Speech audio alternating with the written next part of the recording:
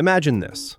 You're diligently stocking away every extra dollar into a savings account, patting yourself on the back for being responsible.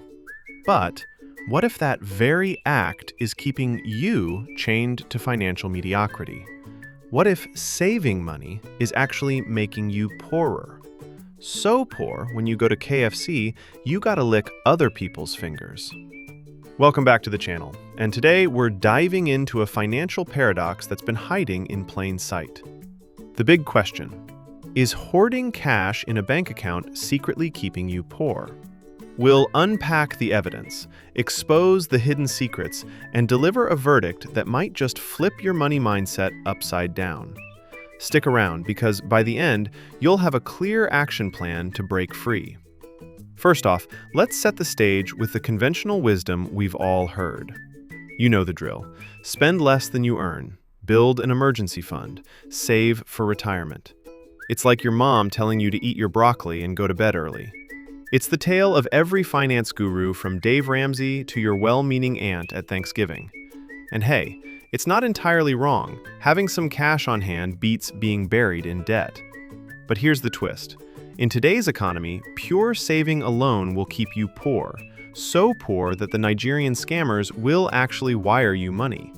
Think about it.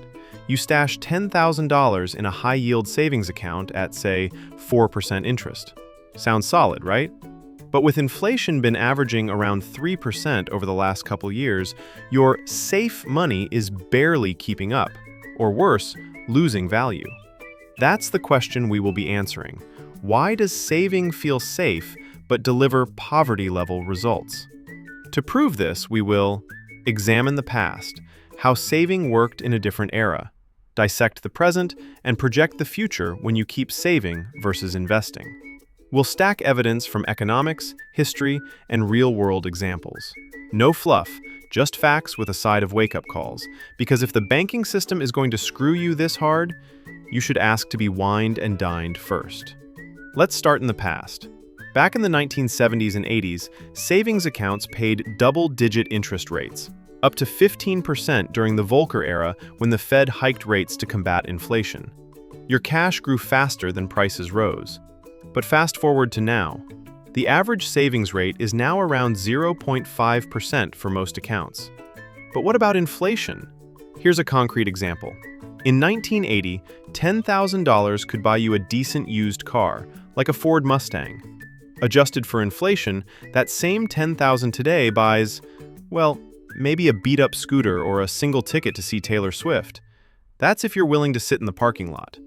The Bureau of Labor Statistics CPI calculator shows that 10 grand from 1980 is worth about $35,000 now. But if you just saved that 10 grand in a regular bank account, you would be losing $25,000. But wait, you might think, I'm not just saving, I've got an emergency fund. Fair point.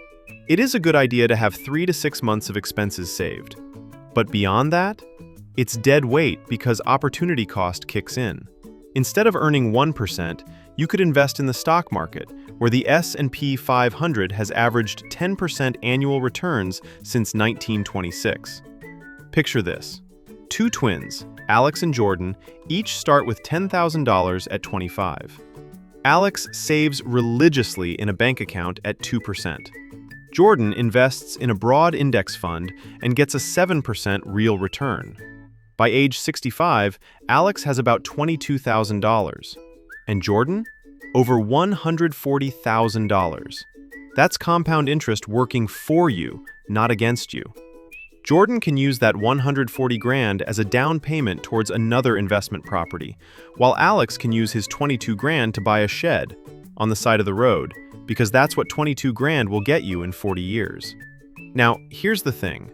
Why do we keep falling for this? It's behavioral economics at play. We call this loss aversion.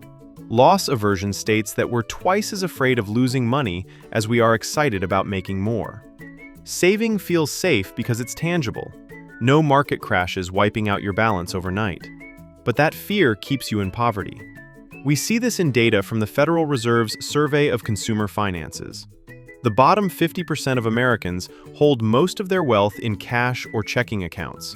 while the top 10% pour it into stocks, real estate, and businesses. The result? Wealth inequality widens. The rich get richer, not by saving more, but by putting their money to real work, while your money has a stay-at-home job and is still late for work.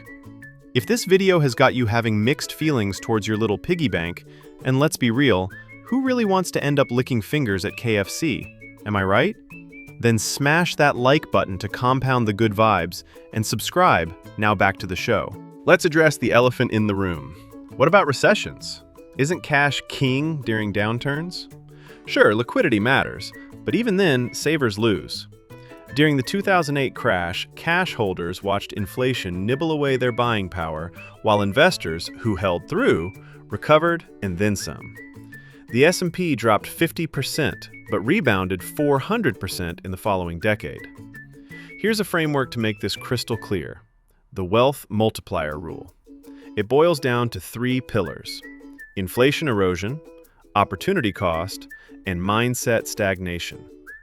As I mentioned, inflation turns your dollars into dimes over time. Second, opportunity cost. Every dollar saved is a dollar not invested, missing out on compounding. Third, your mindset. Saving reinforces scarcity thinking. You will think, I must hoard because there's never enough. While investing fosters abundance, and you realize, money works for me, not the other way around. Apply this to real life. Take the latte factor myth. Gurus tell you to skip your $5 daily coffee to save $1,825 a year. But if you invest that instead at 7%, it grows to over $100,000 in 30 years. And I don't know about you, but without my morning coffee, I'll be fired by noon. But be honest with yourself. Have you ever felt that rush of security from a fat savings account? Let's pivot to the present economy. We've got sticky inflation from supply chain blocks, trade wars, and energy shocks. And yet, assets like stocks and real estate have soared. Tesla stock alone went from $50 in 2020 to over $200 today, while savers watched traders get free rides to the moon. And don't get me started on high-yield savings. They're a joke. Why? Because banks profit by lending your deposits at higher rates. Mortgages at 5%, credit cards at 20%. You're the sucker in that equation. Imagine you're a bank CEO. You take customers' money at 0.5%, lend it out at 7%, and pocket that spread. Savers enable that system, staying poor while institutions thrive. We're basically volunteering to fund billionaires' yachts. Yachts so big that they look like small islands from space. And what do you get for your gracious philanthropy? Maybe they will waive that $3 ATM fee on your birthday, if you ask nicely, that is. But most likely, it will be another overdraft fee. Now, what about the future? If you keep saving at current rates, with inflation at 2 to 3%, your purchasing power halves every 20 to 30 years.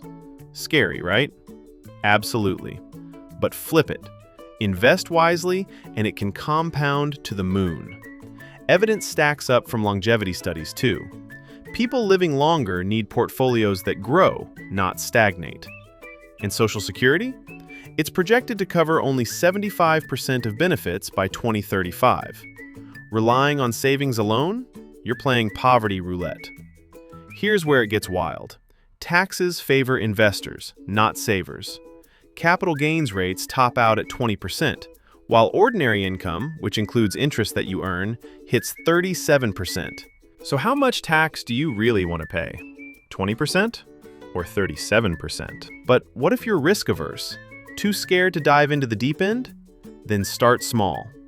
Dollar cost average into ETFs that match your risk profile and goals. Historical data shows even in worst-case scenarios, investing right before the Great Depression, you still come out ahead over a long period. Let's loop back to our core question. Is saving keeping you poor? The evidence says yes, if it's your only strategy.